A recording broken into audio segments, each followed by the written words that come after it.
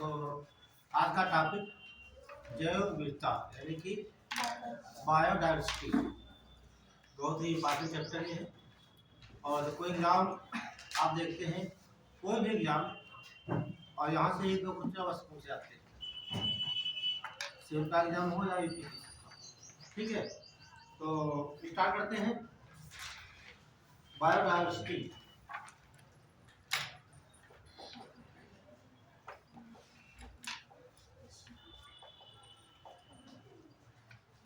जैव विविधता। कुछ बच्चे पढ़ के भी आए होंगे, है ना? आप लोगों ने घर पर पढ़ के आए हो, पढ़ा हुआ है। चलिए तो आप लोगों से पूछ लीजिए, दो लोगों से। हाँ, चलिए रिविजन हो जाएगा घर तक। तो यहाँ लिखा जैव, जैव का मतलब क्या होता है? ठीक, वह प्रजातियां जिसमें जीवन हो। ठीक है, तो यहाँ पर जीव, जीव की बात करेंगे तो यहाँ पर कितनी प्रजातियां हो सकती हैं? तीन। तीन समुदायों में बांट सकते हैं। कितने समुदाय? तीन। एक तो पादप समुदाय, पादप समुदाय, दूसरा हो जाएगा जीव में सब आ जाएंगे, जीव नहीं बोलेंगे, जंतु समुदाय। थर्ड जो आपका है वेरी गुड, जीव समुदाय।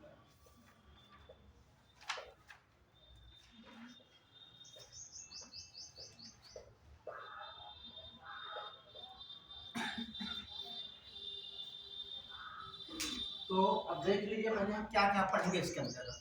ये तो देखेंगे जैव विविधता का अर्थ, क्या? दूसरे में देखेंगे परिभाषा, परिभाषा क्या होगी। तीन देखेंगे दिवस, जैव विविधता दिवस, और थीम इसकी क्या है। और चार पर देखेंगे जैव विविधता का मापन, कैसे मापेंगे कितनी जैव विविधता कहाँ पर। अगला देखेंगे 5 नंबर पर जैव विविधता की प्रवणता, और 6 पर देखेंगे जैव विविधता हॉटस्पॉट, इतना मैटर आपको बताने वाले। ठीक है, तो जैव विविधता का अर्थ क्या होता है, और परिभाषा, दिवस और थीम टेस्ट क्या रहेगी, और कैसे मापेंगे, मापन की विधियां कौन कौन सी है। ये जैव विविधता की प्रवणता। प्रवणता ये हम जानते हैं कि विश्व में सबसे ज़्यादा जैव विविधता कहाँ पाई जाएगी, सबसे कम कहाँ पाई जाएगी। भारत की बात करेंगे या कोई देश की बात करता है तो वहाँ के क्षेत्रों में जैव विविधता ज़्यादा पाई जाती है, कहाँ ज़्यादा पाई जाती है, कहाँ कम पाई जाएगी। इसके अलावा आप देखेंगे जो अक्षांश होते हैं, उच्च अक्षांशों पे क्या प्रभाव पड़ता है, निम्न अक्षांशों क्या पड़ता है। तो हिमालय की ऊंचाई हम बढ़ते जाएंगे तब जैव विविधता घटेगी या बढ़ेगी। ठीक है, ये सारे कारण। अगला देखेंगे हॉटस्पॉट, हॉटस्पॉट क्या होते हैं, ठीक, क्यों घोषित किया गया। ठीक है, और विश्व में कितने हॉटस्पॉट हैं और भारत में कितने हैं, कौन कौन आपके हॉटस्पॉट। ठीक, ये इतनी चर्चा करनी है। ठीक, तो ये नोट कर लिया आप लोगों ने। तो अब समझिए एक बात, जैसे कोई क्षेत्र है, कोई क्षेत्र हो गया, तो क्षेत्र क्या होगा, निश्चित हो गया।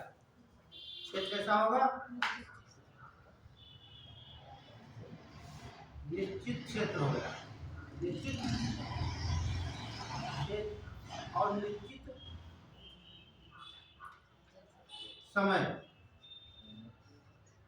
कहना का मतलब एक ऐसा क्षेत्र हम लेंगे, उसका क्षेत्र निश्चित होगा और निश्चित समय होगा। ठीक, इसी के अंतर्गत यहाँ पर रहने वाली समस्त प्रजातियों की संख्या ज्ञात करेंगे। कहने का मतलब वह एक ऐसा भौगोलिक क्षेत्र जो निश्चित क्षेत्र होगा, निश्चित समय के अंतर्गत वहाँ पर निवास करने वाली समस्त प्रजातियों की संख्या को जैव विविधता कहा जाता है। एक नोट करिए। सेकंड वाला। क्या हो गया? अच्छा वो कल विकास ने गलत कर दिया था। चलो सही कर ली। तो अच्छा ये सर क्या हेडिंग डाला?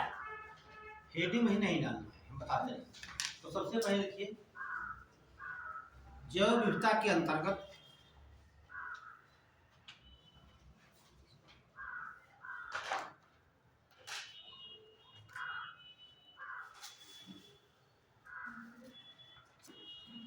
एक निश्चित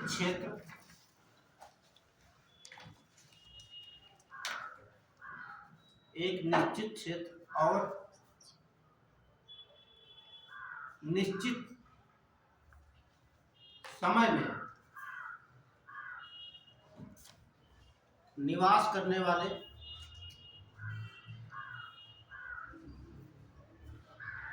समस्त प्रजातियों की संख्या को जैव विविधता कहा जाता है। जैव विविधता कहा जाता है।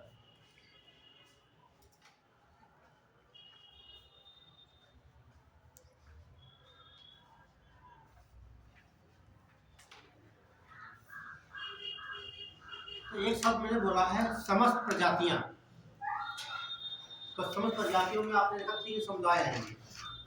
पादप समुदाय आएगा, जंतु समुदाय आएगा और आपका सूक्ष्मजीव समुदाय। ये बात क्लियर? आप सुनिए तो लेट नहीं है। ऐसा क्षेत्र एक क्या होगा? एक निश्चित भौगोलिक क्षेत्र होगा। क्षेत्र होगा यहाँ पर ठीक समस्त प्रजातियां जो निवास करती है इनकी संख्या हम ज्ञात करेंगे। ठीक, उसे क्या बोलेंगे? जैव विविधता। उनमें क्या विविधता पाई जाती है? ठीक, आज कितनी है, कल कितनी है, आने वाले क्या कोई यहाँ परिवर्तन हो रहा है कि आगे कैसी होगी यहाँ पर। ठीक, उसी का अध्ययन क्या कहलाता है? जैव। चलिए आगे बढ़ते हैं। अब ये देखते हैं जो बायोडायवर्सिटी है शब्द। ठीक, तो सबसे पहले देखिए जो 1992 में ठीक एक सम्मेलन होता है स्टॉकहोम में।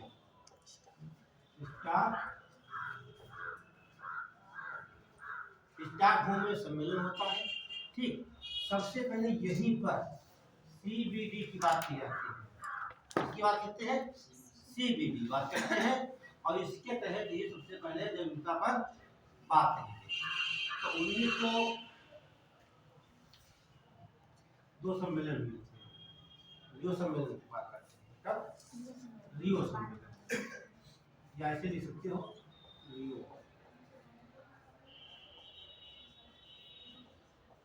रियो सम्मेलन। ठीक है, तो सबसे पहले रियो सम्मेलन में कहा गया कि जैव विविधता का आधार क्या होगा। ठीक, उसकी परिभाषा दी गई, समझाया गया। तो एक लाइन लिख लीजिए। सर्वप्रथम 1992 में सतत विकास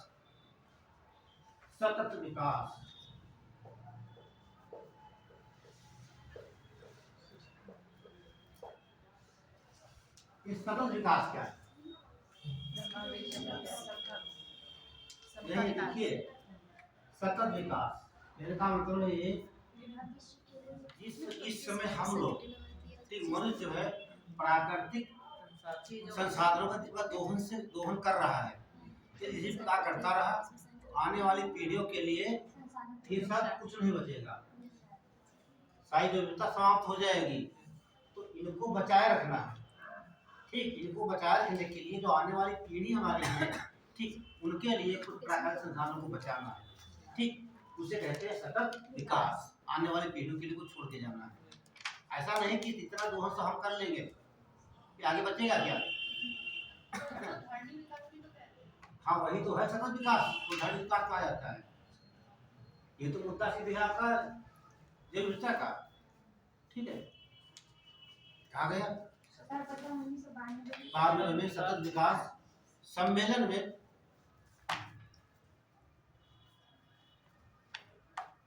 जैव विविधता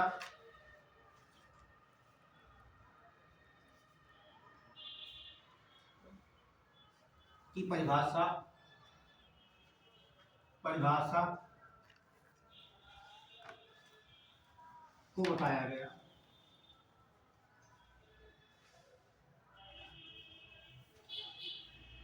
ठीक है, तो परिभाषा यही बताएगी कि जो जो जैव विकास का हक जो मिलता है, इसका संरक्षण कैसे किया जाए, क्या की विधियां बनाई जाए, कैसे आने वाले सतत विकास के लिए उपयोगी साबित हो सकता है। ठीक, तमाम उद्देश्य होते हैं। और उसके बाद देखिए 22 मई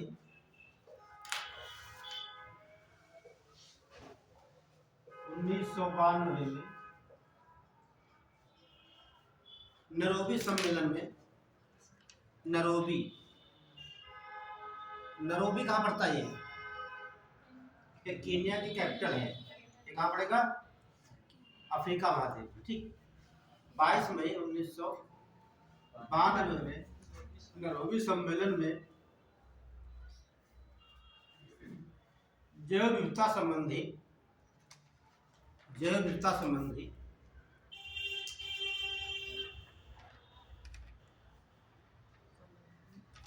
सराहनीय कार्य किए गए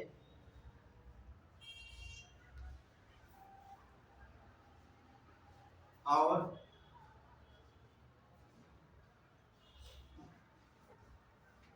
22 मई 1993 से 22 मई 1993 से प्रतिवर्ष जैव विविधता दिवस मनाया जाता है।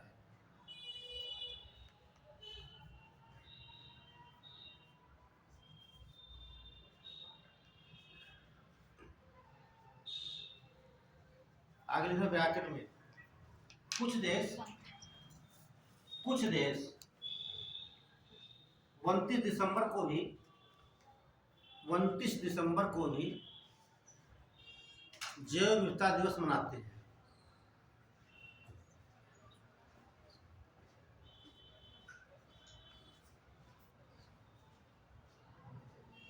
तो ध्यान को कहाँ मनाते हैं? 29 दिसंबर को। ठीक है, मनाते हैं, लेकिन मेनली आपका क्या होगा? 22 मई माना जाता है।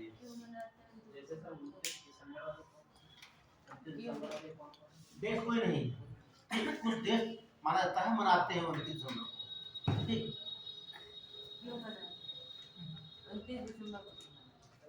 तो ऐसा है 29 दिसंबर में उन्हें कुछ जो ऐसा लगता हो। ठीक है, लेकिन मेन जो आपका है, देखिए 22 मई 1992 में नैरोबी सम्मेलन होता है, तो वहाँ एक मुद्दा उठाया जाता है इसके बारे में, और कहते हैं कि इसी दिन से विश्व जैव विविधता दिवस मनाया जाएगा। एक कुछ दिवस अपना देश मानते अपना है कि हम मानते हैं, लेकिन ऐसा है नहीं, माना ही जाता आपका। यूपीएससी पूछेगा तो आप लगा के आएंगे यस में। यूपीएससी पूछता है तो कथन कार्य में पूछेगा, सीधे पूछेगा 22 मई को प्रत्येक वर्ष जैव विविधता दिवस मनाया जाता है। दूसरा होगा, लेकिन कुछ देश दिसंबर को भी मनाते हैं। तो हाँ, तो तब दोनों सही माना जाएगा। इसको वनडे एग्जाम देते हैं किसी स्टेट का, तो एक ही चुनेंगे आप 22 मई, ध्यान रखना दोनों बात। अब वहाँ गलत कर देते हैं, क्योंकि जब ये दिन मनाया जा रहा है, बायोडायवर्सिटी मनाया जा रहा है 22 मई को, ठीक, तो 29 दिसंबर को कैसे हो जाएगा? तो आप ये काट देते हैं, ये सही कर देते हैं, केवल एक सही ताकि। हाँ, लेकिन ये दोनों माने जाएंगे, मैंने ब्रैकेट में लिखा दिया।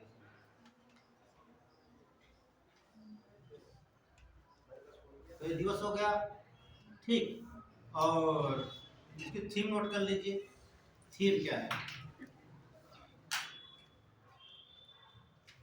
थीम 2023 की मनाया जाएगा मई, आगे मई आने वाला है तो मनाया जाएगा। तो फ्रॉम एग्रीमेंट ऐसे लेना है इंग्लिश में,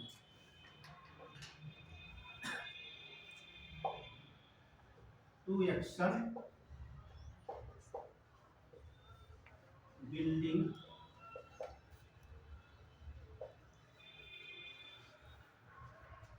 बैक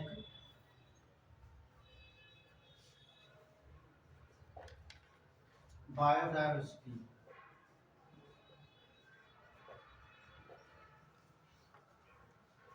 ये थी। ठीक लीजिए, फ्रॉम एग्रीमेंट,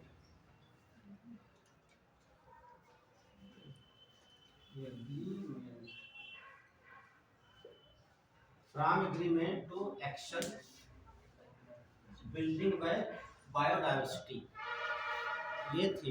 सारा ऐसे पूछता है, कैसे पूछ लेगा हिंदी में या तो हाँ, तो ट्रांसलेट होगा तो यही होगा, है ना। हम क्या क्या कह सकते हैं, देखिए, सब लोग एग्रीमेंट हो, हाँ हाँ, सहमति तो उसके लिए बनाइए, दोबारा बायोडाइवर्सिटी को लाइए, जैविकता का पुनः क्या है, बिल्डिंग बाय बायोडाइवर्सिटी, है ना। सभी लोग समझ एग्रीमेंट हुए, मतलब एग्री हुई है, सहमत हुई है, और जैसे पहले बायोडाइवर्सिटी थी उसको उसी प्रकार बनाना भी करना है, ठीक है।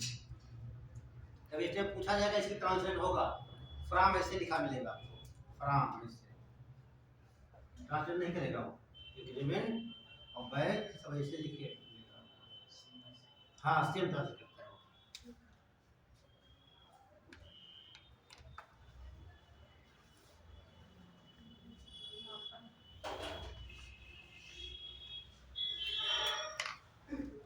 देखिए, तो पहले से कहा जाता था, एक वैज्ञानिक है 1968 में, ठीक, जब विविधता के लिए शब्द प्रयोग किया, बायोलॉजिकल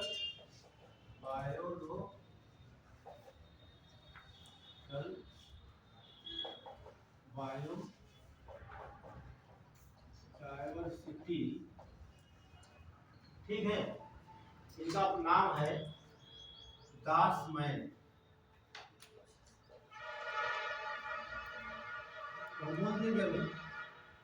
लिखिए 1968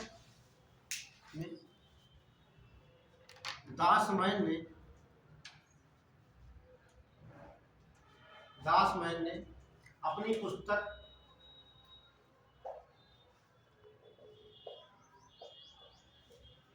ये डिफरेंट काइंड ऑफ कंट्री, ये बहुत इंपॉर्टेंट है, ठीक।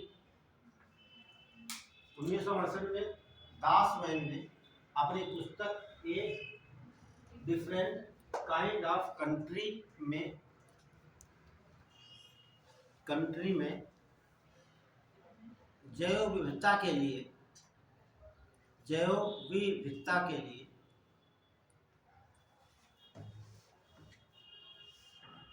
ये लिखा है, बायोलॉजिकल डाइवर्सिटी शब्द का प्रयोग किया।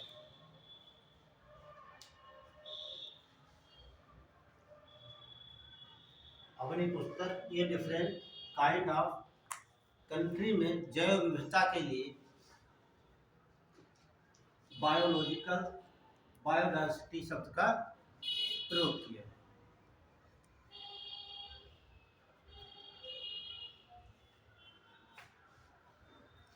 हो गया, ध्यान रखना सब बातें। एक बुक का नाम ध्यान रखना, किसने लिखा है, दासमैन ने लिखा है, ठीक है। इसमें क्या लिखा है इन्होंने, जो जैव विविधता है, ठीक है, क्या है, और उसके बाद में बायोलॉजिकल बायोडाइवर्सिटी कहा है, बायोडाइवर्सिटी के लिए। बात यहाँ पर खत्म नहीं होती अभी।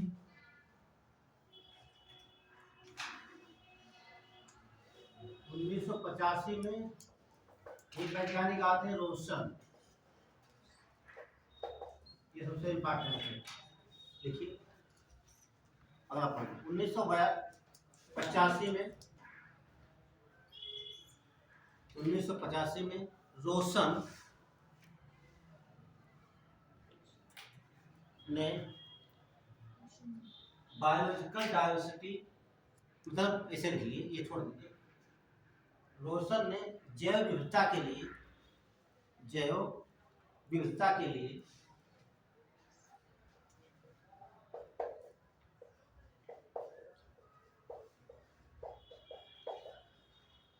जैविकता के लिए सर्वप्रथम बायोडायवर्सिटी शब्द का प्रयोग किया।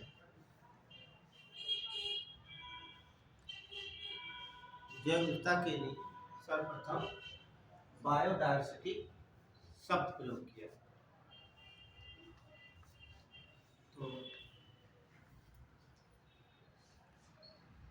आपने देखा ये शब्द से प्रयोग किया दासमैन ने, और बायोडायवर्सिटी शब्द से प्रयोग किया रोशन ने। ठीक, प्रश्न पूछेगा बायोडायवर्सिटी शब्द किसने प्रयोग किया? रोशन ने। और जब ऊर्जा को बायोलॉजिकल डायवर्सिटी किसने कहा? दासमैन ने कहा। और एक और वैज्ञानिक है 1986 में, उनका नाम है विल्सन।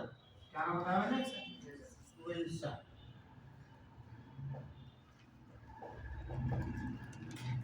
देखिए 1986 में विल्सन नामक वैज्ञानिक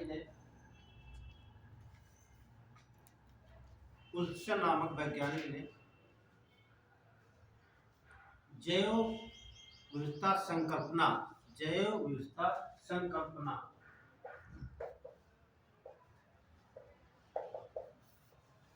का प्रतिपादन किया।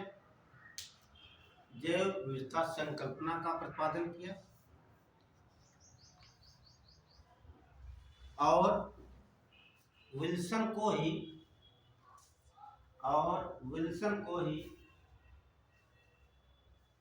जैव विविधता का जनक कहा जाता है।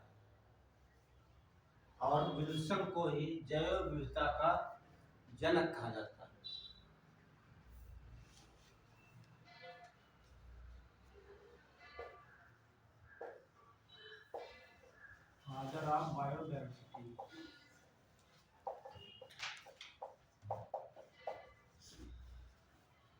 ठीक है, तो सीधे पूछ सकता है who was father of biodiversity? क्या बोलेंगे हम? विल्सन को बोलते हैं। ये 3 प्रश्न यहाँ पर बहुत इम्पोर्टेंट है। ठीक है, नामकरण हो गया, थीम हो गया, परिभाषा हो गया, सब हो गया। अब देखते हैं मापन। मान लीजिए जैव विविधता का मापन।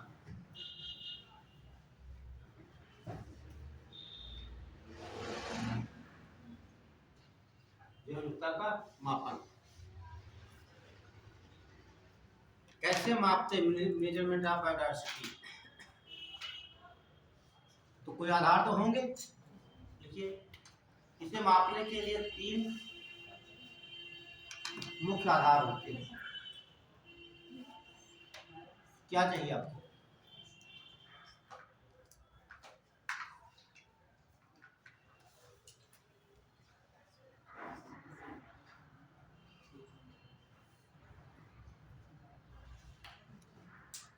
तो सुन लीजिए ध्यान से। जैसे कोई क्षेत्र ये वाला हो गया आपका, यहाँ प्रजातियां पाई जाती होंगी। ठीक, उनकी संख्या पहले मान लीजिए किसी क्षेत्र में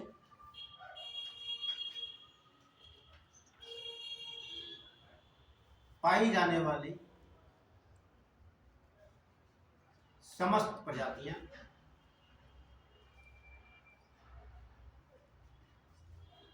प्रजातियों की संख्या ज्ञात करना।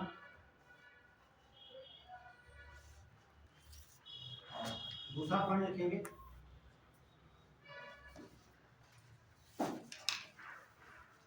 दूसरा होगा जो संख्या होंगी ये वाली। मान लिया कोई प्रजाति, भाई ये क्षेत्र यहाँ रही कोई यहाँ रही, तो दोनों में क्या है? समानता कुछ होगी नहीं होगी? कुछ समानता होगी, कुछ असमानता होगी। उस क्षेत्र के प्रजातियों की संख्या और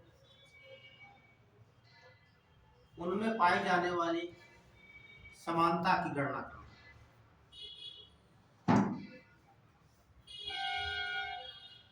समानता की गणना,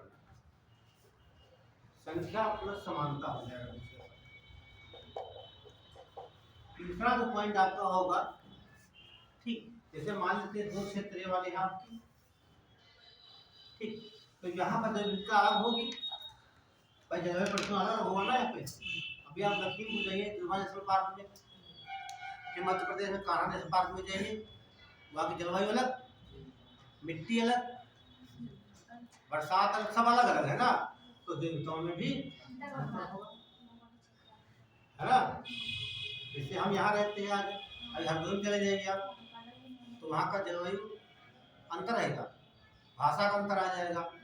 फिर आप नेपाल बॉर्डर चले जाइए आप, वहाँ देखिए भाई ये भारत आपका हो गया, इंडिया ये नेपाल है, क्यों लाइन ही तो बॉर्डर है, ये कागज रेखा है ना भाई यहाँ। और यहाँ के लोग देखिए, यहाँ के देखिए भारत में तुरंत बता दोगे नेपाल का रहने वाला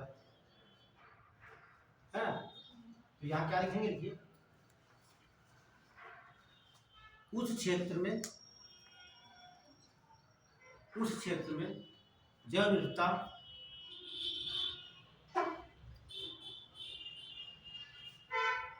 कहाँ कम और कहाँ ज्यादा है,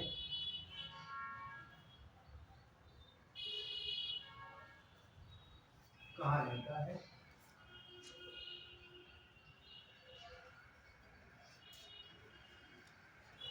कहाँ ज्यादा है की गणना की जाती है, की गणना की जाती है।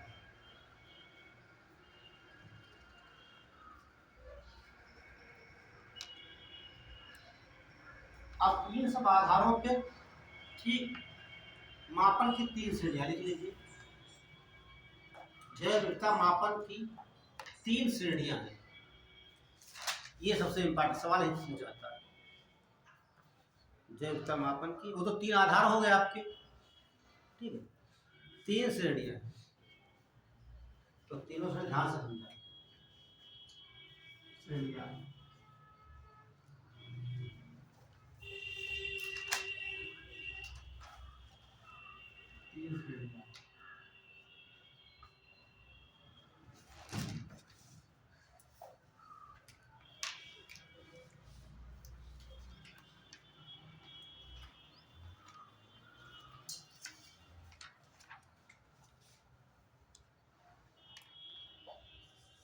एक तो है अल्फा श्रेणी,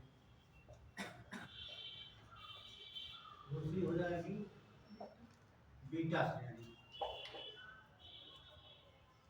और तीसरी गामा श्रेणी। बहुत इंपॉर्टेंट है, ध्यान रखना आपने, सवाल सीधे ही से पूछता है, ठीक। थोड़ा जगह आपको ज्यादा रख लेना, हम तो मिटा मिटा के बता देंगे आपको, है ना।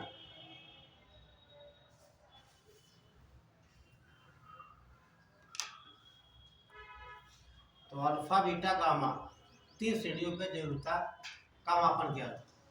अब समझने की कोशिश करें, मान लेते हैं कोई एक निश्चित क्षेत्र है, क्या है ये आपका कोई निश्चित क्षेत्र होगा, अभी लिखवा देंगे आपको।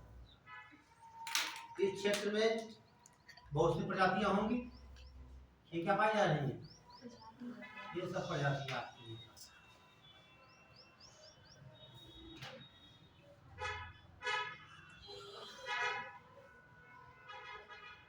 कहने का मतलब अल्फा श्रेणी में है, एक निश्चित क्षेत्र होगा, क्या होगा, क्षेत्र निश्चित होगा, क्षेत्र निश्चित, मतलब ये किसी एक निश्चित क्षेत्र में, ठीक है, प्रजातियों की समस्त प्रजातियों की संख्या को ज्ञात करना, उसे क्या बोलेंगे। जैसे पूछ लेगा कि दुधवा नेशनल पार्क के जो है कि समस्त प्रजातियों की संख्या ज्ञात करना है, तो किसके अंतर्गत आएगा। अब कल उसने कर दिया कि दुधवा नेशनल पार्क और silent valley national park Kerala का, ठीक, दोनों की प्रजातियों की तुलना करना है या उनकी प्रजातियों को मापना है, तो किस मापक के अंतर करेंगे। ये तो आपका होगा नहीं, क्लियर हो गया, क्योंकि यहाँ क्या कहना है, एक निश्चित क्षेत्र कैसा होगा, एक होगा। कहने का मतलब एक निश्चित क्षेत्र में रहने वाले या निवास करने वाले समस्त प्रजातियों की संख्या ज्ञात की जाती है। ऐसे क्षेत्र को अल्पा श्रेणी के अंतर्गत। ठीक है, क्या समझ में आ रहा है? बोल देना, समझ में नहीं आ रहा, कोई कठिन यहाँ पे नहीं है। ठीक, तो इससे नीचे अल्पा श्रेणी एक निश्चित क्षेत्र के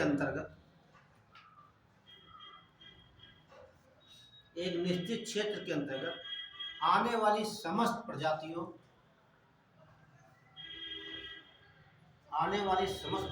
की संख्या ज्ञात की जाती है।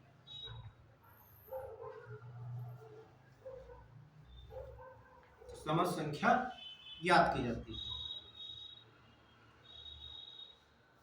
और आप ये डायग्राम भी बनाएगा, ठीक, छोटा सा। अब हम बार बार लिखाते समस्त प्रजाति, तो क्या समझेंगे आप लोग? वहाँ क्षेत्र के सभी पेड़ पौधे, जो भी घास फूस सब है, आ जाएंगे उसमें। और वहाँ पर निवास करने वाले जितने जीव जंतु हैं, या शाकाहारी हो चाहे मांसाहारी हो। तीसरे में समस्त जीव आ जाएंगे, सूक्ष्म जीव। ठीक, क्या देश में है? बैक्टीरिया, वायरस, फंगस सब जो आते सब आ जाएंगे। ये बात क्लियर हो गई? अब बीटा में क्या देखेंगे हम? बीटा में देखेंगे एक क्षेत्र हमारा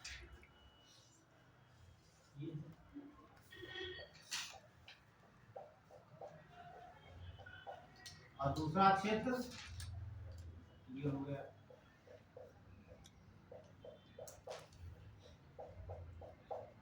और भी क्षेत्र हो सकते हैं, ठीक है। अब समझना हमारे पास, ये तो आपका पाठ्यतंत्र हो जाएगा, ये पाठ्यतंत्र, और दूसरा पाठ्यतंत्र आपका हो गया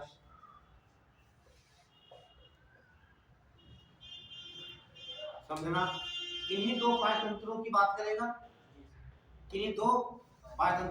करेगा, दोनों की तुलना करेगा। और आप देखते भी हैं ऐसा क्या होता है, क्या कारण है कि कुछ प्रजातियां यहाँ से यहाँ पलायन कर जाती है। ठीक है, आपने देखा होगा अभी तक ठंडक आने वाली होती, कुछ चिड़िया आप देखते हैं वो आसमान में उड़ती दिखाई देती है ना, कहते हैं साइबेरियन है। तो ये साइबेरियन उड़ के कहाँ जाते हैं? भरतपुर पश्चिम बिहार, वहाँ मिलती है। तो वहाँ से क्यों उड़कर यहाँ पर आ रही है और फिर वहाँ चली जाती है? तो जलवायु परिवर्तन हो रहा है या और कोई समस्या यहाँ हो रही है, तो यहाँ इसका पता लगाएंगे। इसका पता लगाया है कि जो प्रजातियां यहाँ से पलायन कर रही हैं, यहाँ से आ रही हैं, एक पार्टिकल से दूसरे पार्टिकल जा रही हैं, क्या कारण है? ठीक है, इन दोनों समुदायों में क्या भिन्नता है, ये कैलकुलेट करते हैं। क्लियर हुआ? मतलब इसमें दो समुदाय, दो पार्टिकल किया जाता है, और दोनों पार्टिकल तो ये देखा जाता है कि कुछ प्रजातियां यहाँ से पलायन कर रही हैं, अपना निवास स्थल छोड़ के दूसरे से जा रही हैं, और कुछ यहाँ से आ रही हैं। क्लियर? बना लीजिए।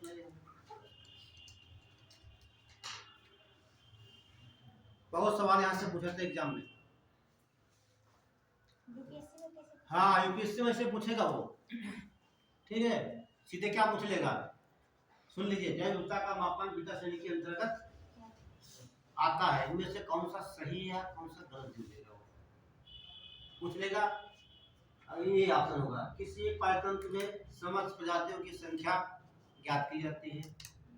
फिर दे देगा एक से अधिक प्रजातियों, एक से अधिक पाठ्यतंत्र के बीच की संख्या ज्ञात की जाती है। ये सब दे देगा, आपको ढूंढना होता है। तो इसमें दो पाठ्यतंत्रों की, ठीक, एक पाठ्यतंत्र से जो जीव समुदाय जा रहे हैं, क्या कारण है, कारण क्या हो सकता है, ठीक है, ये आपको ज्ञात करना है। क्या कारण है कि क्यों यहाँ से पलायन कर रहे हैं। हाँ, अभी आपने देखा सिंधु घाटी सभ्यता समाप्त होगी, पतन कारण क्या रहे वहाँ? जलवायु परिवर्तन हुआ, ठीक, सूखा पड़ गया वहाँ पर पानी नहीं रह गया, तो पानी की प्यास की तलाश में पानी रही नहीं है, कैसे जीवित रहेंगे? तो पानी की तलाश में वहाँ का स्थान छोड़कर वो चले गए। ऐसे जनजातियाँ होती हैं, जनजातीय क्षेत्र में रहती हैं, जंगल काट करके अपना व्यवसाय करते हैं, ये शिफ्टिंग कल्टीवेशन कहा जाता है। ठीक, तो वहाँ काम किया, उसके बाद देखा जमीन उपजाऊ रह जाती है, कोई परिवर्तन ऐसा हो रहा कि वहाँ के अनुकूल नहीं है, तो अपना छोड़ करके चले गए दूसरे, ऐसे वो चलते रहते हैं। हाँ, झूम खेती से कहते हैं। ये पूछा गया था सवाल है, झूम खेती सवाल आया था, आरोम आया था। ये सब सवाल ऐसे आते हैं। तो ये सब आपको बेसिक कॉन्सेप्ट क्लियर होगा तभी हल कर पाओगे, वहाँ पे रट के नहीं समझ पाओगे। ठीक, अल्फा में एक क्षेत्र, हाँ ये बस निश्चित क्षेत्र होगा। यहाँ पर दो पाठ्यतंत्र हो गए, परिवर्तन हो रहा है या प्रवास हो रहा है, क्यों हो रहा है, कारणों को आपको जानना है, उनका आकलन करना है। ठीक, इसके अंतर्गत बीटा से इसके अंतर्गत किन्हीं दो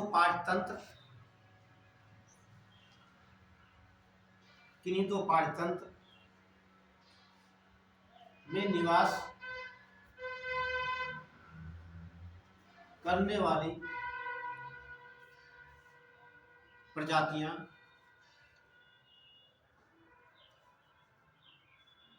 एक पाठ्यतंत्र से दूसरे पाठ्यतंत्र की ओर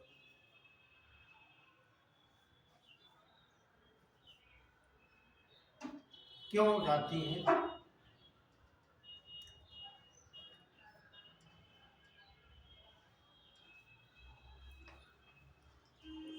हाँ, इसके कारणों को पता लगाना होता है या कारणों का आकलन करना होता है।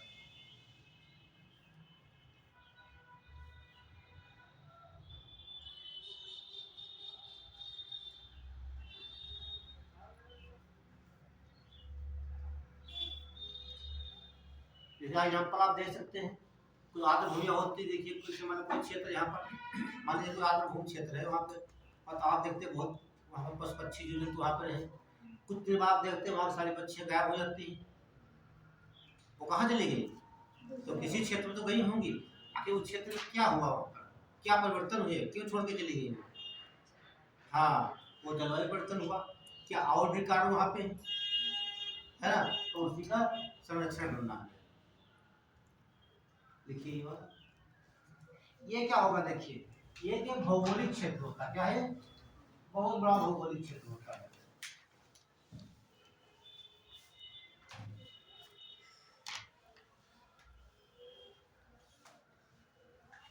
जब मैं तो राज्यों का सवाल मिलेगा आपको, यहाँ से बच नहीं सकता, कभी मौका मिलेगा, ठीक है, तो यहाँ से सवाल मिलता है, हमेशा पूछा जाता है।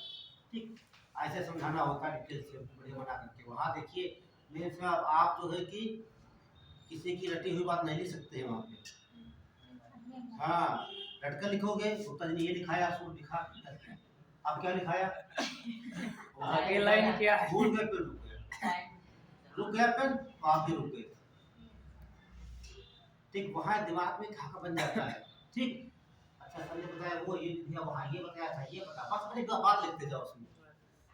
आपको लिखना क्या वहाँ पे कि जब लिखेंगे कॉपियों में, समझा जो कॉपी चेक करेगा वो एक टीचर नहीं है, बच्चा मान के समझाना उसको, उसकी हाँ उसको समझाना है, किसको समझा रहे हैं आपने, जो ये लिख रहे हैं समझा रहे हैं बच्चे को, उसकी समझ में आ जाएगा तो आपको नंबर देगा, वैसे आगे बढ़ेगा। ये मत समझना कि हम बहुत बड़े वो हैं लिख रहे हैं, समझना कॉपी हमारी बच्चा चेक करेगा, उसको समझाना होता है। और हर बात ये इससे में क्या लिखा जाता है, निबंध, भाई आईएएस में आप सब निबंध लिखा जाता है, निबंध में क्या लिखना होता है, अपने विचार लिखो, जानना चाहता है। भारत पाकिस्तान संबंध आ गए, आप जानते हैं ऐसे लड़ाई चलती भारत पाकिस्तान की, संबंध में क्या दिखाएंगे, सब पॉजिटिव दिखाएंगे, नेगेटिव 1% भी नहीं दिखाएंगे वहां पर। आप सब पाकिस्तान को कितना फायदा हमारे देश से हो रहा है, हमसे क्या फायदा हो रहा है, क्या आयात कर रहे हैं या क्या यहाँ निर्यात कर रहे हैं, कितनी अर्थव्यवस्था यहाँ पर डिपेंड करती है, वहाँ की यहाँ की वहाँ डिपेंड करती है। हमेशा अपना संविधान आपको कभी भी ऐसे लिखना हो। भारत पाकिस्तान का संबंध पूछा जाएगा तो भी हम निर्यात के बारे में, और क्या संबंध होते कैसे हैं, क्या वैवाहिक संबंध हो क्यों ना, किसी देश से संबंध क्या हमारे होंगे, एक देश ये है दूसरा देश ये, पढ़ाया हमने इकोनॉमिक्स में। ठीक, विश्व में ऐसे कोई देश नहीं जो अपने आप में संपन्न- हाँ सर्वपूर्ण संपन्न हो, कोई नहीं है। कि हमारे वहाँ कच्चा तेल नहीं है कि कच्चा तेल हम मंगाते हैं तो इनके वहाँ कोई खाद्य पदार्थ नहीं तो भारत के वहाँ जा रहा है। ऐसा नहीं, हमारे देश में सब कुछ है। दुनिया में ऐसा कोई देश नहीं है जिसके वहाँ सब कुछ हो। ठीक है, कोई खाद मंगा रहा है, कोई दवाइयाँ मंगा रहा है, कोई कपड़े मंगा रहा है, कोई भाई कच्चा तेल मंगा रहा है, तो आप टेक्नोलॉजी मंगा रहे हैं, है ना भाई। भारत में टेक्नोलॉजी कहाँ थी? रूस ने कितनी दिया आपको? है रूस ने दिया तो क्या वहाँ से निर्यात किया, निर्यात को हमारा हम आयात किया वहाँ से। तो ध्यान रखना, जब कोई बात संबंध बात आती है और रिलेशनशिप मुझसे भी आते हैं करंट से, ध्यान रखना। रूस और फ्रांस का हाँ। रूस और यूक्रेन, कोई भी हो संबंध, ठीक है। जब कोई लड़ाई हो जाती है देशों से, ठीक है, तो वो जो व्यापारिक संबंध हैं वो जारी रहते हैं। हाँ, जैसे परिवार दोनों से लड़ाई हो जाती है लेकिन शादी ब्याह होती पूछ लेते हो आए या ना आए, है ना, पूछा जाता है। परिवार में देखा होगा, ठीक है, क्या उनसे होगी पूछ में जाकर आएंगे तो ऐसे नहीं, है ना, बिल्कुल सेम ऐसे संबंध होते हैं। ठीक, हो सकता है ज़्यादा हो सकता हो। ठीक, हमें भाई जैसे मान लीजिए हमारा देश से आलू ज़्यादा हो रहे हैं,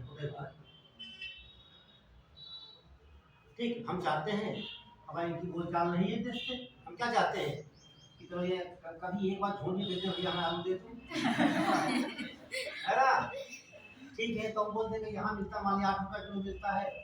ठीक, हम बोलेंगे आप बाहर कहाँ से मंगाते हैं, कि बोलेगा हम भूटान से मंगाते हैं या मंगाते हैं अफगानिस्तान से मंगाते हैं, वहाँ से मिलता है 7 मिलता है तो आपको 6 में दे देंगे, है ना, नजदीक भी है, फायदा किसके हुआ, हमें बोलना।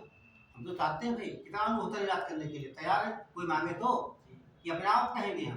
हम दिखाते हैं कि भारत में इतना अणु हुआ, इतने % की आवश्यकता, इतना हमारे पास भंडार एक्स्ट्रा है, अंतर्राष्ट्रीय लोग देख रहे हैं इतना भारत में, तो डिमांड करते हैं। जब दिखाया था इंटरनेशनल में, क्या जरूरत दिखाने की, ये तो फंडा होता है नाम इसका, पैसा कमाने का, है ना। वही है, कोची खुलती है, प्रचार क्यों करते लोग हैं भाई, जानो आओ पढ़ने के लिए हमारे वहाँ। ऐसे ही है, हमारे वहाँ कोई अनाज ज़्यादा हो जाता है, पब्लिश करते हैं इंटरनेशनल में कि भारत में इतना हुआ, इतने की आवश्यकता थी, इसमें इतना हुआ, इतना हमारा भंडार है। जब भंडार है मतलब हमारा भंडार है, इसकी आवश्यकता भी नहीं है, तो दूसरे लोग हाथ में जाते हैं कि हमें दे दीजिए, हम वहाँ से मंगाते हैं इतने में। ये सब पढ़े हुए इकोनॉमिक्स में, ये कहाँ से कहाँ पहुँचा देते हो आप लोग। करिए, इस बात करते हैं। हाँ, गामा बात करते हैं, एक बहुत बड़ा भौगोलिक क्षेत्र होगा, क्या होगा, एक पूरे भौगोलिक क्षेत्र की बात करेगा ये, ठीक है, ये पूरे भौगोलिक क्षेत्र की बात करेगा, तो इसमें आपका अल्फा भी आ जाएगा और बीटा। तो कैसे करेंगे, देखिए जो आपका गामा श्रेणी है, गामा जैविकता,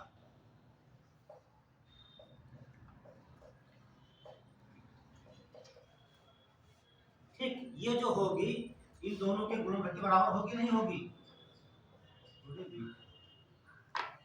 मैंने क्या बताया, जो ये बहुत बड़ा भौगोलिक क्षेत्र है और इसके अंतर्गत आपका अल्फा भी आ जाएगा और बीटा भी आ जाएगा, इसे कर। अच्छा अच्छा अच्छा, ये आपका गामा हो जाएगा, ये अल्फा हो जाएगा, है ना। तो मैंने कहा ये बहुत बड़ा भौगोलिक क्षेत्र आपका है, तो इसके अंतर्गत दोनों आ जाएंगे, तो लिखिए हम इसके अंतर्गत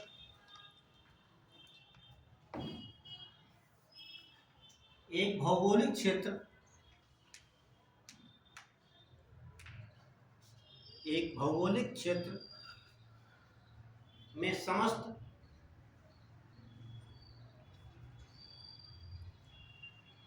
पादप समुदाय, समस्त पादप समुदाय, कामा जंतु समुदाय और सूक्ष्म जीव समुदाय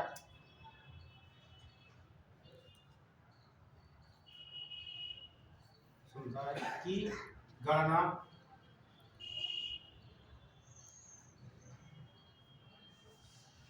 और इनके बीच समानता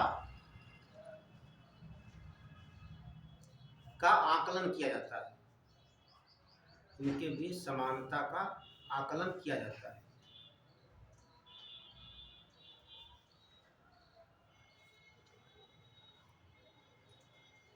ये लाइन लिखिए, बहुत इंपॉर्टेंट है। गामा जैव विविधता, गामा जैव विविधता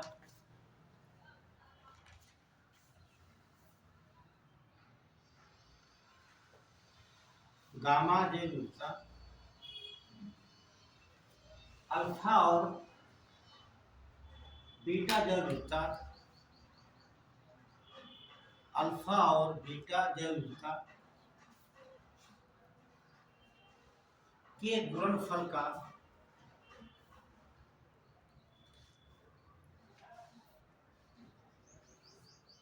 या गुणनफल लिख लीजिए, का गुणनफल है। तो कैसे याद करेंगे?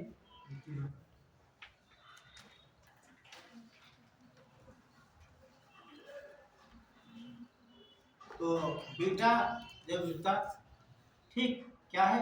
अल्फा है।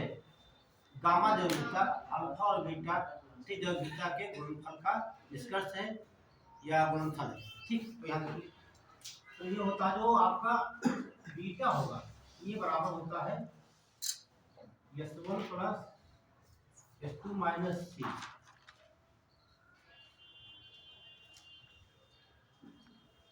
गामा का हाँ, गामा प्लस लिखिए। ये जब कहीं मौका मिलेगा मैं लिखिए दिखा दोगे तो बहुत अच्छे मार्किंग होगी।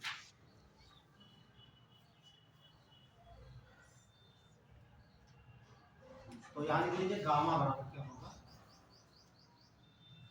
देखिए भौगोलिक क्षेत्र के गामा बराबर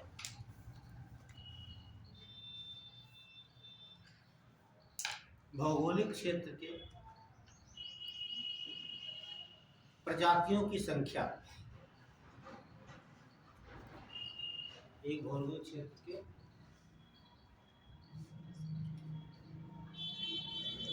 या ऐसे एक भौगोलिक क्षेत्र में प्रजातियों की कुल संख्या। ठीक, कहने का प्रजातियों की संख्या की बात करेगा। और ये समझ लिख लीजिए, एक समुदाय में प्रजातियों की संख्या, एक समुदाय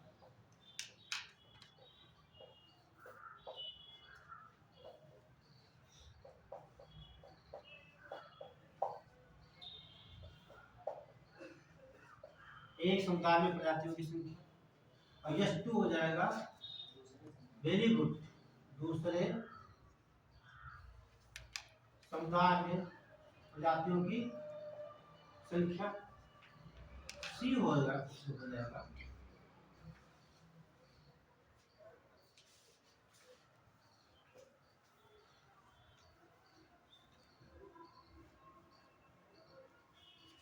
C में देखिए, एक समुदाय आपका ये हो गया, ये आपका S1 हो गया, और दूसरा आपका S2 हो गया, और दोनों में जो कॉमन है ये वाला, इसे क्या बोलेंगे हम? उभयनिष्ठ बोलते हैं ना। कहने का उभयनिष्ठ मतलब दोनों में जो होता है, इसे बोलते हैं उभयनिष्ठ।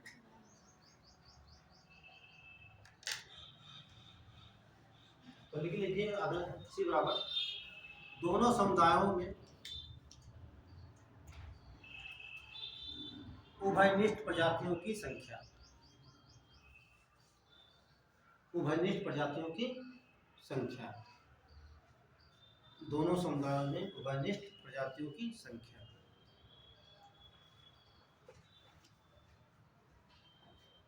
हो गया? उभयनिष्ठ का मतलब जानते हैं क्या होता है?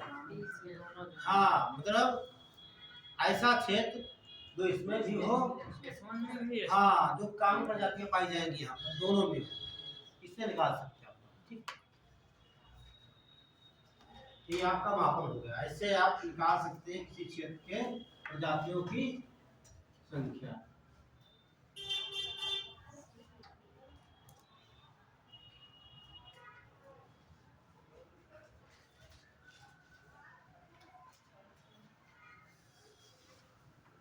जान लीजिए जैव विविधता की प्रवणता, ये सबसे इम्पोर्टेंट है। जैव विविधता की प्रवणता, जैव विविधता की प्रवणता।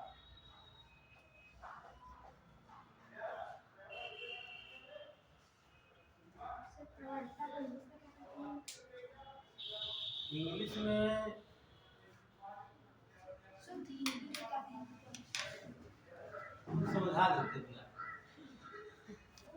है ना, क्या कहते हैं। इसका मतलब होता है कि किसी क्षेत्र में या विश्व में, ठीक है, जैव विविधता कहाँ कम पाई जाती है, कहाँ ज्यादा पाई जाती है, उसी को कहते हैं प्रवणता कहना। लिख लेंगे भाई, विश्व में या संसार में किन किन क्षेत्रों में, किन किन क्षेत्रों में जैव विविधता की अधिकता,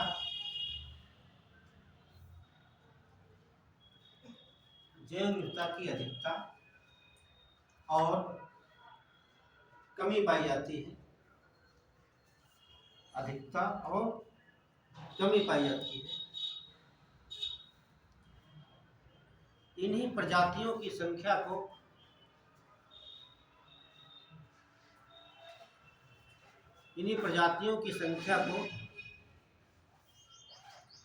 जैव विविधता प्रवणता कहा जाता है। बहुत लेट कर दिया।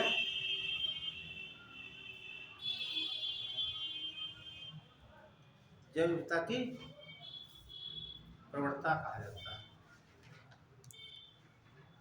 तो रेणु समझ में आ गया? यस सर, प्रजाति की संख्या कम जाती है। हाँ, जहाँ पर ज्यादा है वहाँ पर जैव विविधता ज्यादा है, जहाँ पर उनकी संख्या कम है तो कम है तो वहाँ जैव विविधता कम। वही तो बता रहे हैं शुरू से, वहाँ क्लियर करा। आप समझिए डिटेल से, यहाँ से तमाम प्रकार के सवाल बनते हैं। तो बता रहे हैं जैव विविधता की प्रवणता, ठीक, मतलब विश्व के स्तर पर भारत में कहाँ पर कम होगी, कहाँ पर ज्यादा होगी, उसके आधार पर।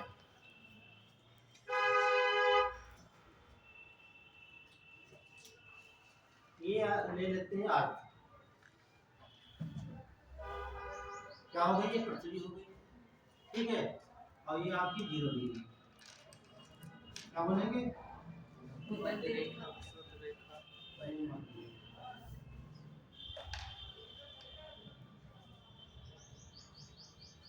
और ये आपका हो गया 10 डिग्री उत्तरी अक्षांश,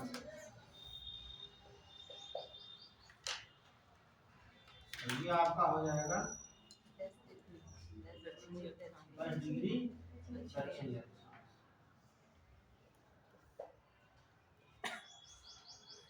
ध्यान रखना, भूमध्य रेखा पर 10 डिग्री उत्तरी अक्षांश से और 10 डिग्री दक्षिणी अक्षांश के बीच में सबसे अधिक जैव विविधता पाई जाती है। या ऐसे समझ लीजिए आप लोग बड़े स्तर पर, ये आपका 0 डिग्री, ये आपकी कर्क रेखा,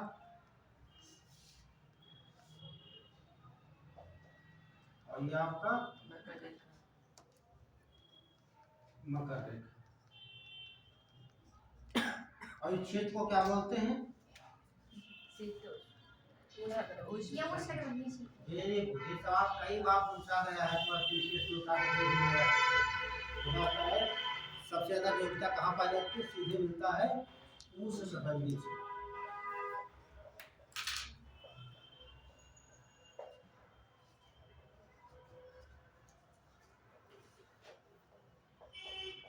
तो विश्व में सबसे ज्यादा कहाँ पाई जाएगी, उष्णकटिबंधीय क्षेत्र में, और यहाँ पर कहाँ ज्यादा पाई जाएगी, 10 से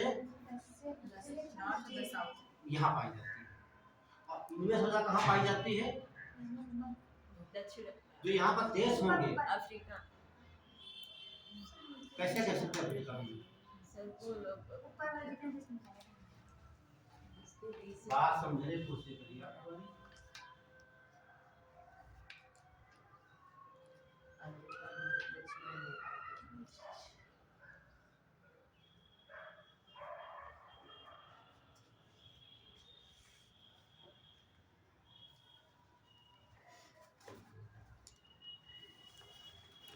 ये आपकी जो हो जाती है सब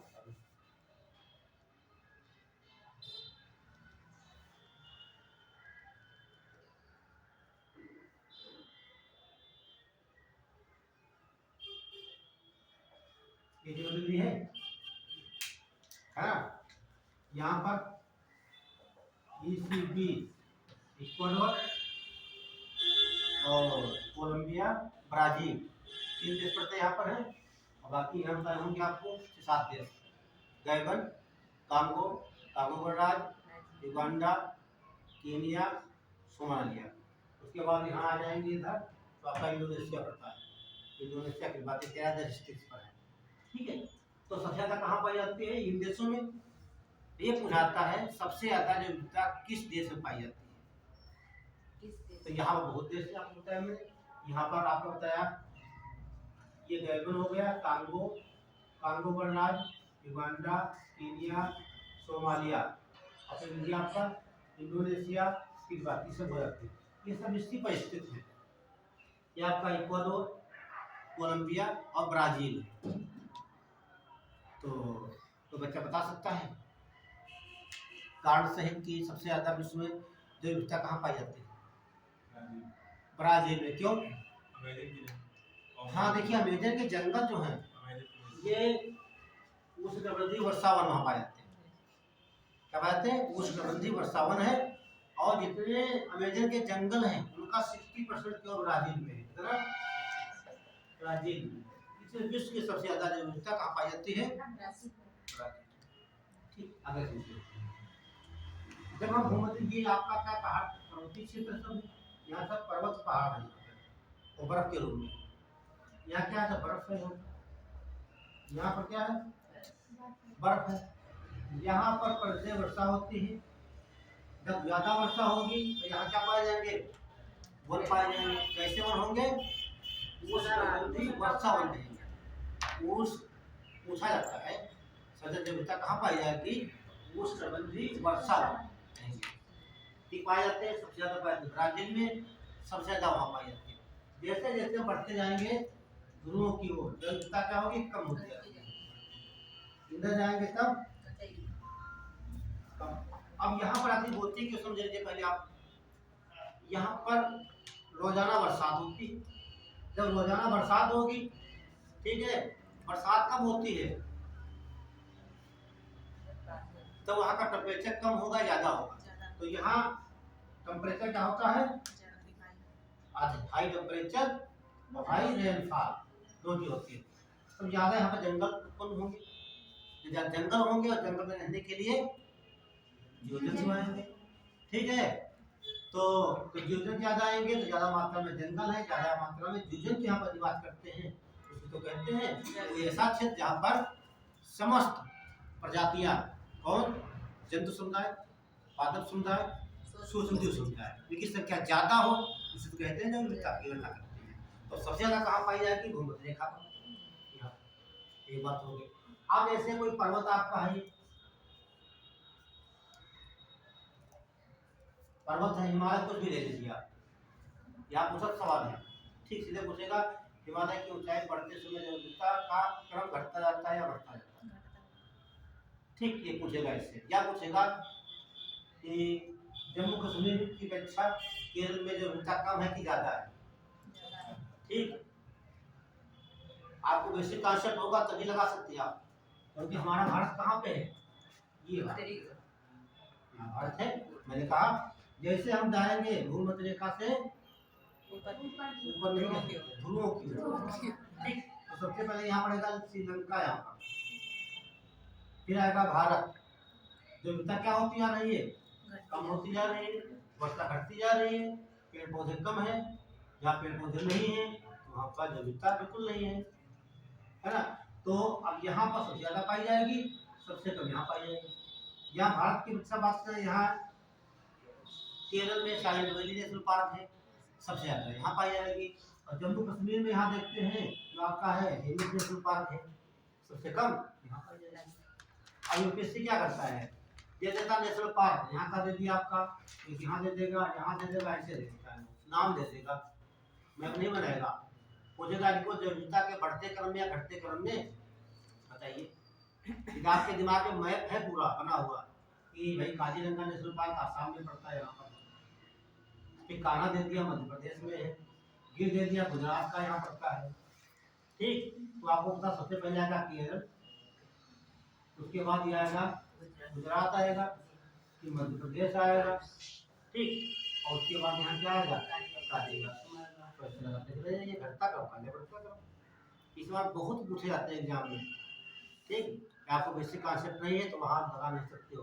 कैसे जाने तुम्हें कान्हा नेशनल पार्क मध्य प्रदेश पड़ता है, पेज पड़ता है, या भरतपुर नेशनल पार्क है राजस्थान का, वहाँ विविधता ज़्यादा पाई जाती है कि दुधवा पाई जाती है ज़्यादा, कैसे बताएंगे आप? हाँ, आपको मालूम होना चाहिए जो भाग दक्षिण में है वहाँ ज़्यादा, तो उत्तर में इसको भाग वहाँ बांट दे दिया। ठीक है, भरतपुर कहाँ पड़ता है, यहाँ पड़ता है, दुधवा यहाँ पड़ता है, तो दक्षिण में तो यहाँ ज़्यादा, यहाँ पर सोचना है नहीं कुछ, ये समझ में आ जाएगा तो सबसे आसान बायोलॉजी।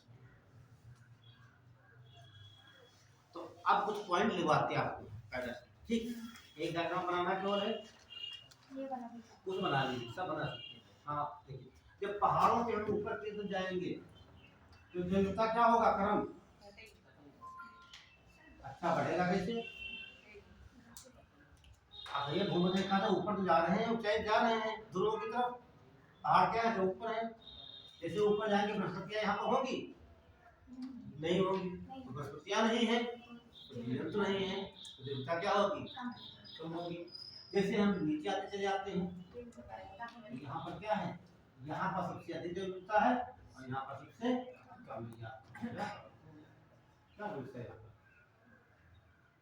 ठीक, बस ध्यान रखना आपको, जहाँ अधिक वर्षा होगी अधिक ताप होगा, अधिक ताप अधिक वर्षा होगी, वहाँ ज्यादा वन पाए जाएंगे, वर्षा वन कहलाएंगे, और उन वनों में रहने के लिए तमाम प्रकार के जीव जंतु आएंगे वहाँ पे, तमाम आगे घासें उगेंगी वहाँ पर, क्योंकि वहाँ पर व्यक्तियों का आना जाना कम हो जाता है डर के कारण, ऐसा ना हो जीव जंतु तुम्हें कोई हमला कर दे, तो इसलिए यहाँ बहुत प्रजातियाँ पनपती यहाँ पे, यही सब आपको जानना है। तो लिखिए प्रवणता 8-10 पॉइंट लिखा देते हैं लाइन से, ठीक, जहाँ पर समझ में ना आए। चलिए पहला पॉइंट लिखिए, समझ में आ गया? आपको क्वेश्चन बनना आप पूछ सकते हैं आप लोग, क्योंकि हम छोड़ते नहीं पूछने वाला, सब बता देते उसके बाद कहते हैं आप पूछिए आप लोग। क्या पूछोगे आप, या ऊपर जाओगे या नीचे जाओगे, कहाँ जाओगे आप?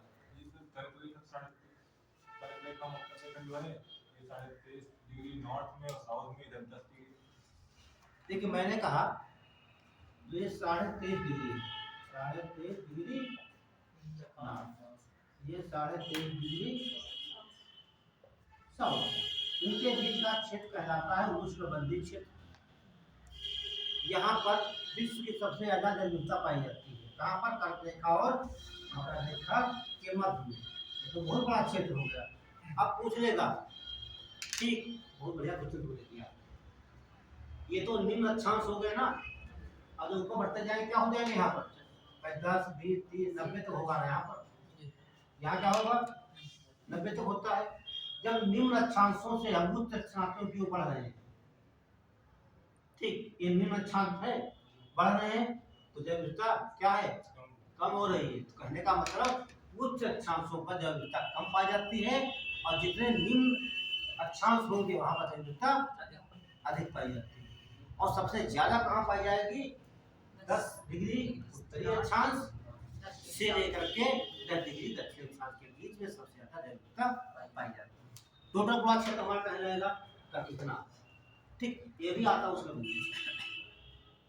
अब वो सवाल चलिए पूछ लेना, जो तुम्हारे समझ में कहीं भी 1% आए सबको करना मेरे पास, ठीक है।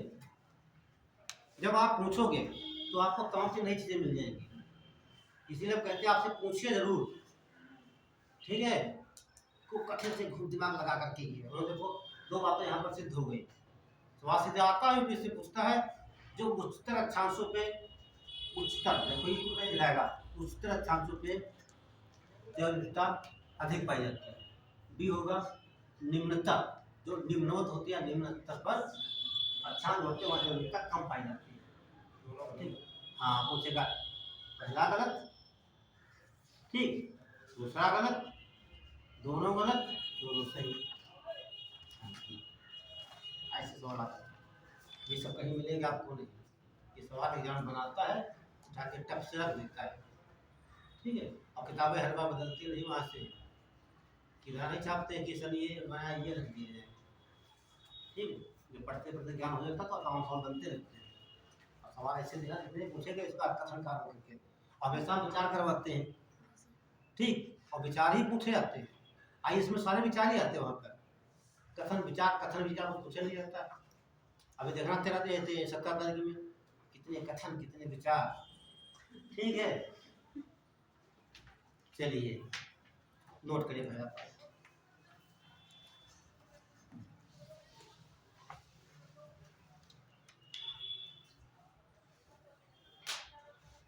अच्छा ये सवाल बन सकता था लोगों के दिमाग में कि यहाँ पर अधिक क्यों पाई जाती है? क्योंकि यहाँ पे ज्यादा वर्षा होती है। सूर्य की किरण ठीक, अब दूसरा कारण एक होगा, कई बार जो प्लीस्टोसीन युग है, प्लीस्टोसीन जो युग है इसे हिमयुग कहते हैं।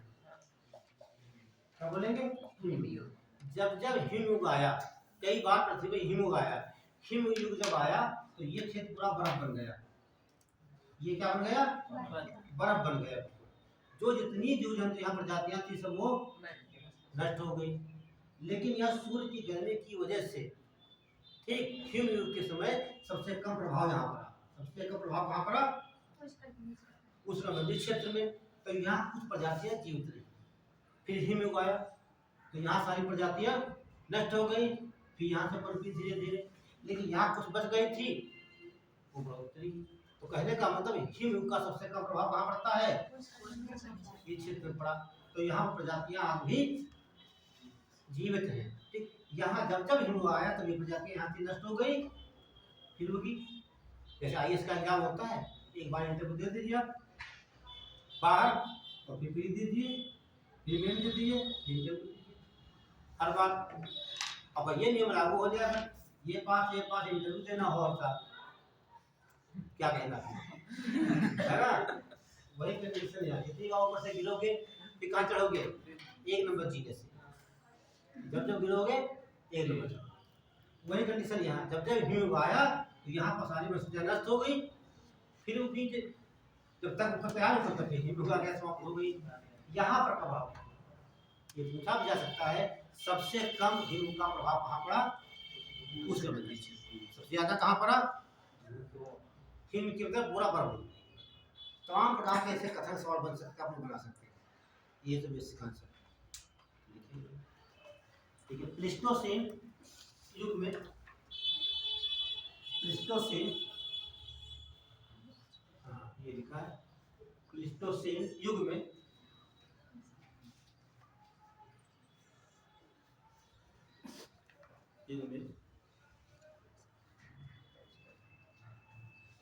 पृथ्वी पर हिमयुग आया। पृथ्वी पर हिमयुग आया,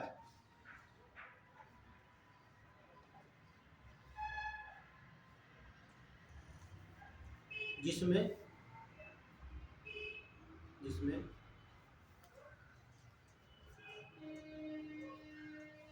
उष्णकटिबंधीय क्षेत्र को छोड़कर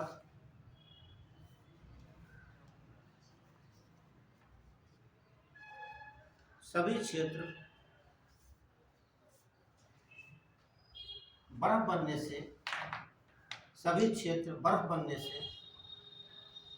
समस्त प्रजातियां नष्ट हो गई।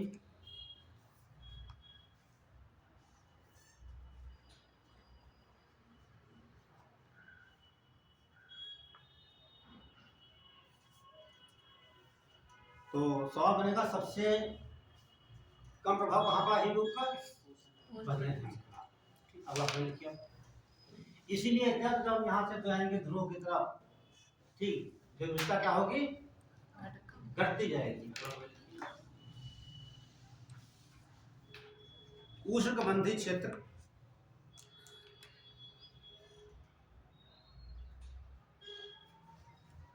में सबसे अधिक जैव विविधता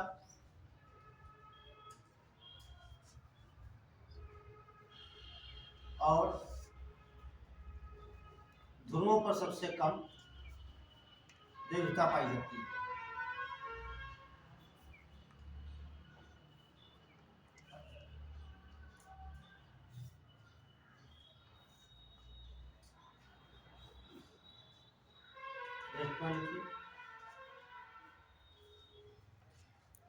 कर्क रेखा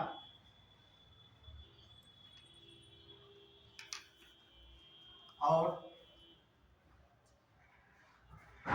कर्क रेखा और मकर रेखा के मध्य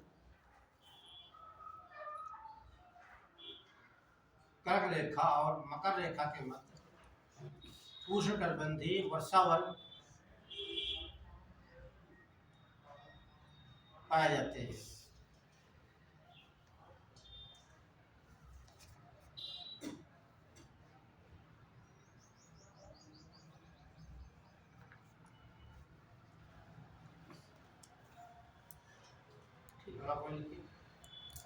भूमध्य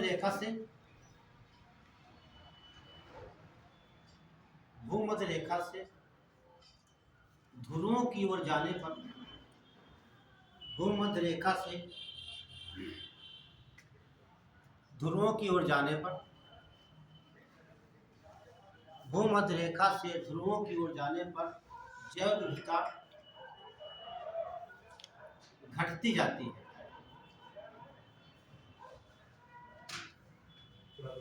घटती जाती है।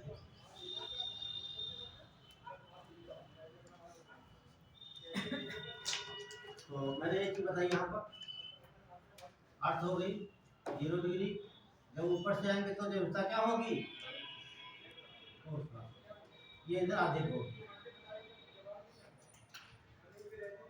और जब उधर जाएंगे तो कम। यही नियम यहाँ पर भी लागू होता है। तो इधर जाएंगे तो क्या होगा? कम। इधर आएंगे तो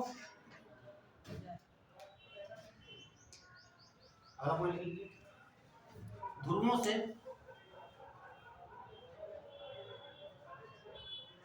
भूमध्य रेखा की ओर आने पर जैव विविधता बढ़ती जाती है। ध्रुवों से भूमध्य रेखा की ओर आने पर जैव विविधता बढ़ती जाती है। एक बार बढ़ती जाती है, एक बार घटती जाती है। दोनों बातें ध्यान रखना। अगला कोई लिखिए, लेकिन नोट करके NOTE नोट।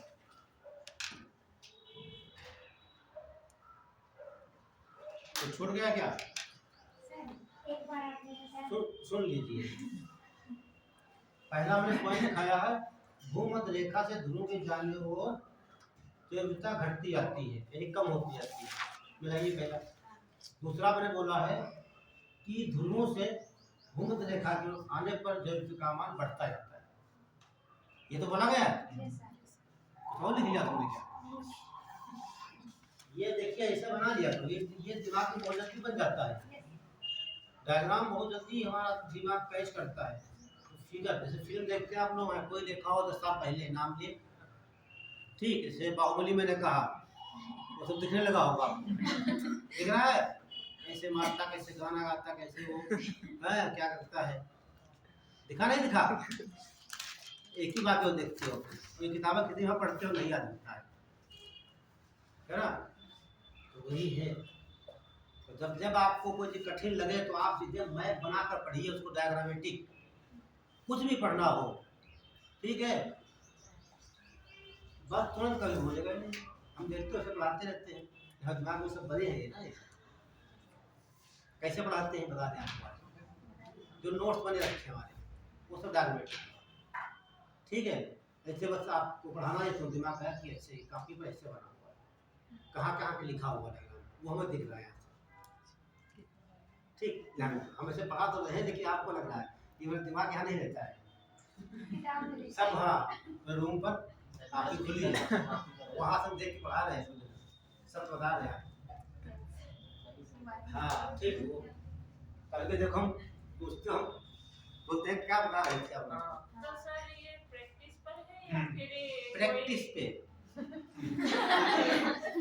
कल्पना कीजिए आपने घर में है, वो सर जैसे कोई भी एक कहानी स्टोरी पढ़ते हैं, बार बार पढ़ते हैं तो वो माइंड में छप जाती है, इस तरह। कितनी बार पढ़ा रहे हैं हम लोगों को, वही एक बात कितनी भाई हम 2018 से पढ़ा रहे हैं, ये चीज कितनी बार पढ़ा है हम लोगों को, हाँ ये हम सोचे सर जैसे पहली बार पढ़े हुए हैं और घर पर आए और यहाँ नहीं ऐसा जिसमें पढ़ाना होता है क्या करते हैं कि आप पढ़ाना है तो होता है किसी वो किसी के वो नोट्स हैं तो एक बार देखना पड़ता है कहाँ बस तुरंत निकाल हो गया, आपने घर में बैठी है, आपकी आंखें बंद कर दी है, ठीक बंद कर दिया मान लीजिए, सब आपको दिख जाएगा कहाँ पर वॉशरूम है, दिख रहा होगा। अब आप जब वॉशरूम होकर आ जाएंगे अपने रूम में, किताब कहाँ रखी है, किचन में चले जाओगे कहाँ चाय का टप्पा रखा, चीज रखा, सब दिख रहा होगा। क्यों क्यों हाँ क्योंकि आपने क्या आपने इतनी बार वो काम किया है किया है कि यहाँ पर आंखें बंद कर दें, आप बाहर चले जाओ गेट के बाहर, अभी नहीं ठीक किया। पहली बार यदि आप पहली बार यहाँ आती तो आप नहीं जा पाते, यहाँ टकराती वहाँ टकराती, ठीक आप दीवार पकड़ के ऐसे ऐसे ऐसे क्यों, तो आपने क्या किया वो काम बहुत बार किया है। किया। टीचर क्या करता है भाई आपको पढ़ाएं, आपको तो पहली बार पढ़ा रहे हैं, पता नहीं कितने बच्चे पढ़ चुके हो हमसे वो सब ये हो है ना, तो जितना ज्यादा पढ़ोगे दिमाग में बार बार वो चीज आ जाती है। चलिए तो ध्यान रखना, और आप जब भूलते हो कुछ याद करते हो दिमाग क्या दौड़ाते हो, ढूंढते हो किताब कागज ढूंढते हो, आपसे कुछ और पूछो तो याद आ रहा है लेकिन भूल रहा कुछ निकाल कर रहे हैं, तो क्या करते हैं आप कोशिश करते हो अपनी किताब खोल रहे होते हो, ठीक किताब वहाँ रखी है नहीं निकाल किया, तो सब नहीं याद आया, ये दिमाग जो है आपका महासागर है, कौन सा प्रशांत महासागर इसमें जहाँ जितना भर दीजिए ठीक है, वहाँ जितना निकाल लीजिए, इससे प्रशांत महासागर उसमें जहाँ जितना पानी निकाल लो उसका तल उतने रहेगा, जहाँ डाल दीजिए तो बेहतर रहेगा, है ना। ऐसे आपका ये जितने ज्ञान इसमें भर लीजिए आप सब समा जाएगा, और निकालने लगोगे तो निकलते रहेगा, वो कम नहीं होगा। तो छोटे पर याद रहता था, बड़े पर याद ही नहीं रहता, और छोटे पे हमको ऐसा काम दे दिया जाता था, दिन महीना तारीख सब याद रहता था, उस समय वो एक ही एक उद्देश्य साल था, 2 साल बाद ठीक। पूछ लिया जाता था याद उस समय आपका एक ही उद्देश्य था केवल याद करना, ऐसा कुछ नहीं। इस समय तमाम उद्देश्य आपके, बस ये मेरे सामने कोई बात हो रही होती है, एक साल बाद बुलाया जाता कि क्या बात हो रही थी, कौन सा दिन था, कौन सा तारीख थी, बता देते थे, अब सर कुछ याद ही नहीं रहता। हाँ, और जब आपका उद्देश्य एक ही होगा, ठीक अब तमाम उद्देश्य ठीक, अब क्या है उस समय कोई टेंशन नहीं रहता, अब जॉब नहीं लगेगी, कितने एग्जाम देना, आर्थिक समस्या, सामाजिक समस्या, पारिवारिक दबाव, है ना, 2 साल नहीं करती तो सोच रहे हैं कि कहीं ब्याह ना कर दिया जाए, देखिए तमाम कारण होते सब हैं, पढ़ाई के समय में केवल आप एक ही काम कर सकते हैं, पढ़ना, खेलना, हाँ खाना, बस वही था तब, ठीक आप आपकी सोच बढ़ गई, हाँ लेकिन आप उतने सीरियस होकर पढ़िए अभी याद हो जाएगा, ऐसा तो नहीं है, बस सीरियस होइए, सोचिए अपने फ्यूचर के बारे में, नहीं हुआ तो हमारा होगा क्या, बस दिमाग भागेगा अपने आप, सब याद हो जाएगा ऑटोमेटिक। चलिए हाँ कोशिश करिए,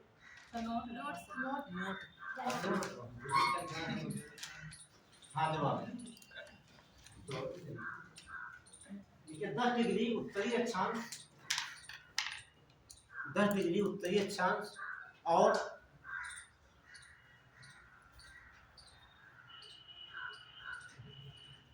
10 डिग्री का मतलब क्या होगा 0 से 10 ऐसा लिख लेना चाह रहा हूँ यहाँ पर, 0 से 10 डिग्री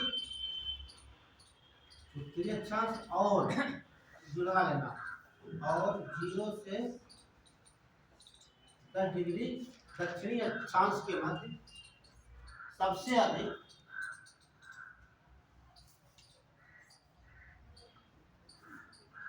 अधिक जैव विविधता पाई जाती है।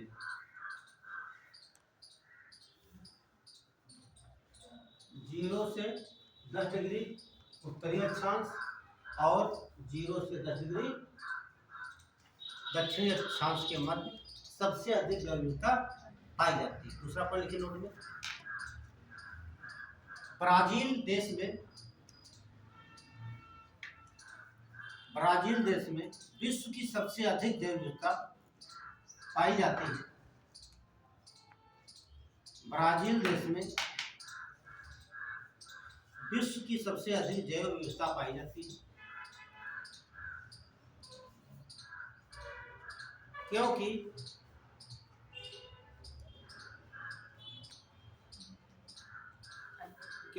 अमेजन के वर्षावन जंगल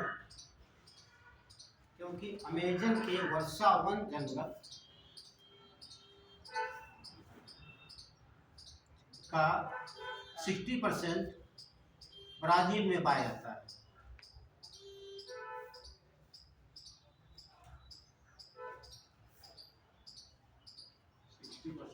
60% जो सुन लीजिए, जो अमेजन के वर्षावन जंगल है, ठीक, कुल जंगलों का 60% पाया जाता है केवल ब्राजील में। इसलिए ब्राजील में विश्व की सबसे ज्यादा जैव विविधता पाई जाती है। हाँ, अमेजन के जंगलों को क्या बोलते हैं? हाँ, विश्व का फेफड़ा कहा जाता है, क्योंकि पूरे विश्व की जितनी ऑक्सीजन है 20% ऑक्सीजन वहीं से प्राप्त होती है। इसी वजह क्या बोलते हैं? फेफड़ा कहा जाता है।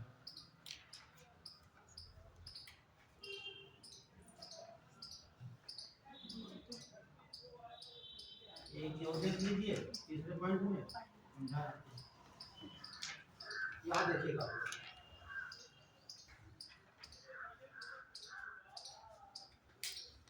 लंबा हो गया।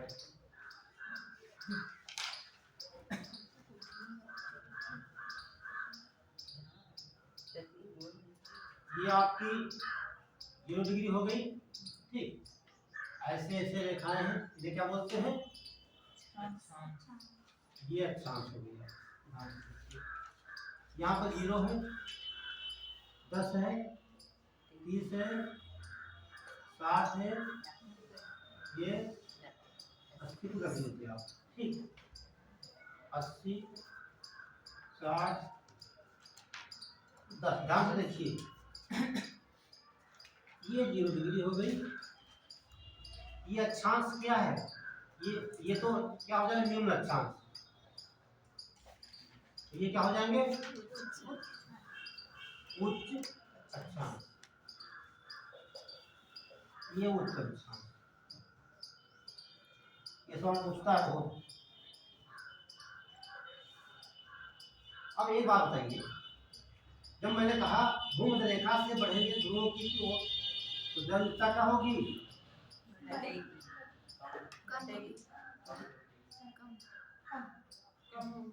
कम होगी, ठीक। जब इधर जाएंगे तो कम होगी।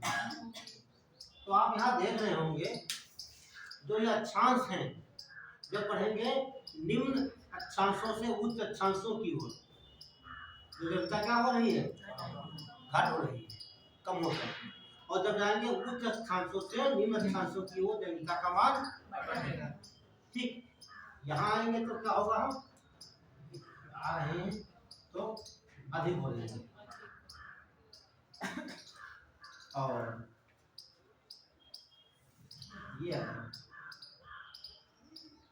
सवाल बहुत पूछा था, मिलेगा भी। लिखिए सवाल कैसे पूछेगा, बता भी देते हैं।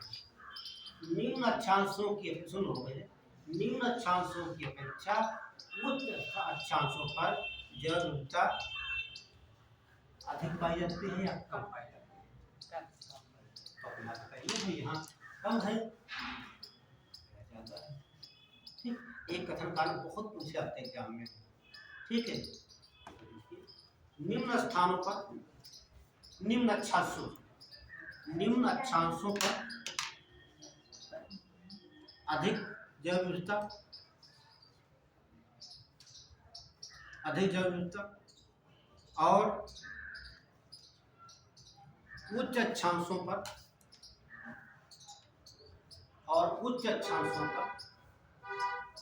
कम जैव विविधता पाई जाती है।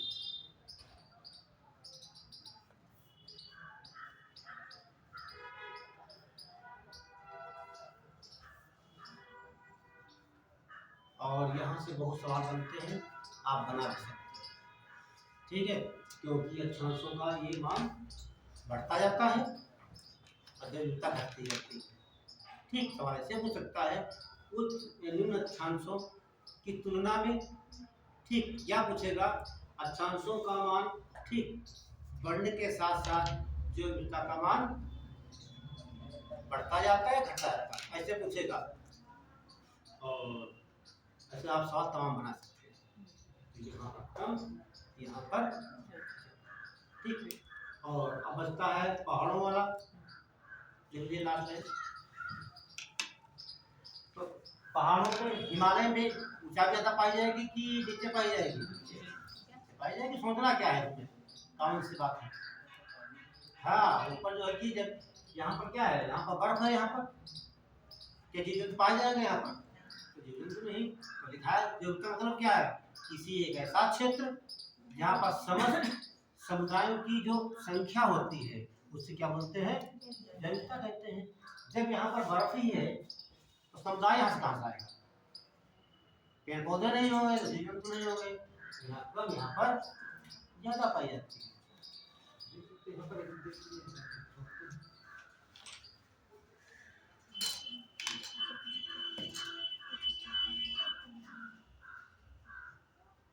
ये आपका कोई पर्वत हो गया और ये क्षेत्र है ये वाला, ये होगा, ये दो मान लेंगे हम, ये तो ऊपर जा सकते हैं और ये आ सकते हैं। तो यहाँ जैविकता क्या होगी, अधिक होगी। यहाँ पर क्या होगी, कम। अब इससे अंदाजा लगा सकते, पहाड़ हो चाहे पर्वत हो चाहे हिमालय हो, कोई भी, ठीक। तो आप सवाल यहाँ कर सकते हैं पहाड़ों से लेकर, जैसे वहाँ पर आपको अक्षांशों लेकर के यहाँ पर पर्वत पहाड़ी या ऊंचाई ले सकते हैं, ठीक है। ऊंचाई जाने पर जैविकता घटती जाती है। और ठीक,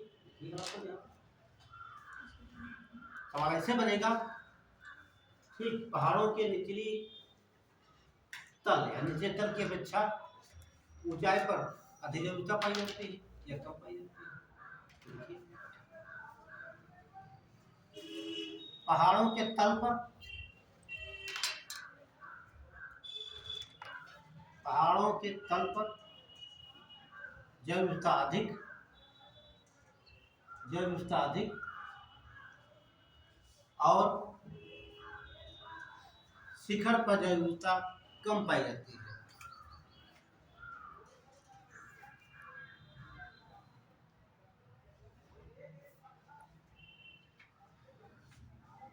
कम पाई जाती है। तो इस पर देखिए आपको बताया यहाँ अधिक तो यहाँ कम, तमाम प्रकार के सवाल बन सकते हैं। तो आप लोग यहाँ सवाल बना सकते हैं और हम चाहते हैं आप लोग सवाल बनाना सीखो। बनाना सीखोगे तभी वो कॉन्सेप्ट क्लियर होगा, ठीक। तो हिमालय दे सकता है या किसी पहाड़ी नाम दे सकता है, ठीक है।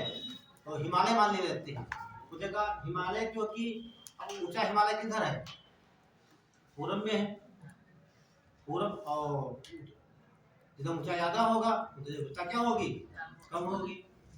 इस बात का ठीक है। यहाँ पर ये नहीं कह सकते कि वहाँ पर बिल्कुल नहीं पाएंगे, बिल्कुल नहीं कह सकते, सूक्ष्म जीव पाए जाएंगे यहाँ पे, है ना। और लाइकेंस वगैरह होते हैं, हाँ सब पाई जाती है, बिल्कुल नहीं। अक्सर कम लिखा, देखो ये नहीं लिखा है नहीं पाई जाती है, जहाँ जहाँ लिखा है ये लिखा है नहीं पाई जाती है। नहीं, बिल्कुल पूछ लो भैया, ठीक, अधिकार है आपका। तो अब बचता क्या है, भारत के लिए। तो अगला क्लास जो होगा बंद कर दीजिए। तो बंद